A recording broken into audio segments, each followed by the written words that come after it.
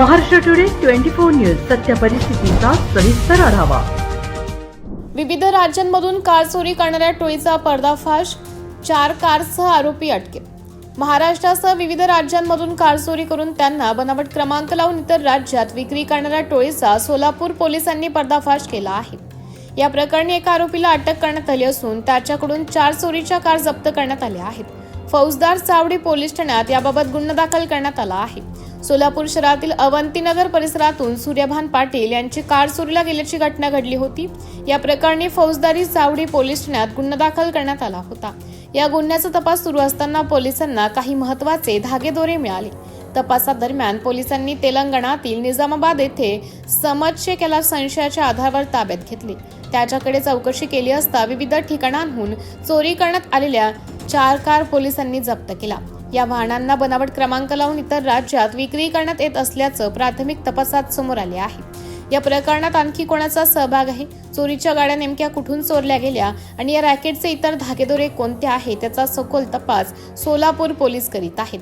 Maharashtra today Marathi साठी bureau report Solapur.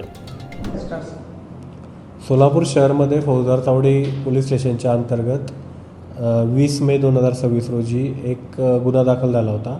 त्यामध्ये एक स्विफ्ट डिझायर कार जी आहे ती चोरीला गेली होती। तर त्या अनुषंगाने तेथील ACP श्री पोमण आणि तेथील PI श्री राऊत यांनी सदर गुन्हा जो आहे तो DBचे इन्चार्ज API क्षीरसागर आणि त्यांच्या टीमकडे वर्ग केला। गुन्ह्याचा तपास करण्याच्या अनुषंगाने API क्षीरसागर आणि त्यांची टीम परभणी, संभाजीनगर या ठिकाणी गेले। त्यांनी त्या ठिकाणी संशयित वाहन चेक केले, जे वाहन आपल्या हद्दीमध्ये आले होते आणि त्यांनी स्विफ्ट डिझायर कार चोरून नेली होती त्या वाहनात आलेल्या चोरट्यांनी। परंतु ते संशयित वाहन वेगळेच निघाले।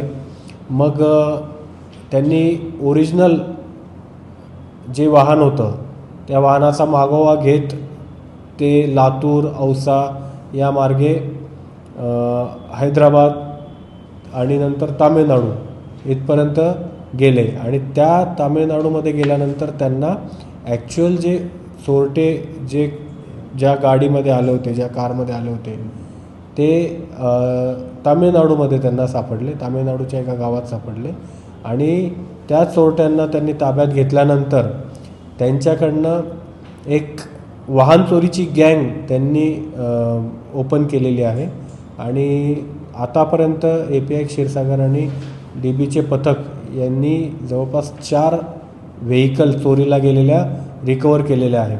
आणि याच्यामध्ये एक नवीन गोष्ट त्यांच्या अशा निदर्शनास आलेली आहे की एक मशीन असते, त्या मशीनच्या माध्यमातून चोरटे, वाहन चोरी करणारे जे चोरटे आहे ते गाडीमध्ये एंट्री करतात, त्यातलं लॉक ब्रेक करतात आणि कोणालाही कुठल्याही सिग्नल म्हणजे गाडीचं लॉक ब्रेक केल्यानंतर ज्या पद्धतीचे सायरन किंवा सिग्नल्स दिले जातात मालकाला, वाहन मालकाला, तसे सिग्नल्स मिळत नाही, सायरन वाजत नाही आणि गाडी स्टार्ट करू शकतात चोरटे आणि तिथून बेमालूमपणे घेऊन जाऊ शकतात।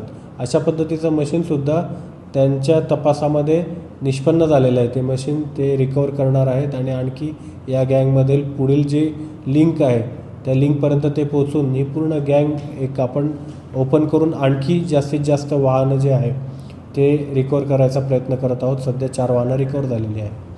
तर पोलिसांच्या माध्यमातून एवढं सांगायचं आहे की वाहनधारकांनी आपल्या वाहनाची पुरेपूर काळजी घेणं गरजेचं आहे। त्या वाहनामध्ये GPS सिस्टीम ॲक्टिवेट राहील हे आपण खात्री करावी आणि वाहन सुरक्षित ठिकाणी लावणं गरजेचं आहे, जेणेकरून आपलं वाहन चोरीला जाणार नाही।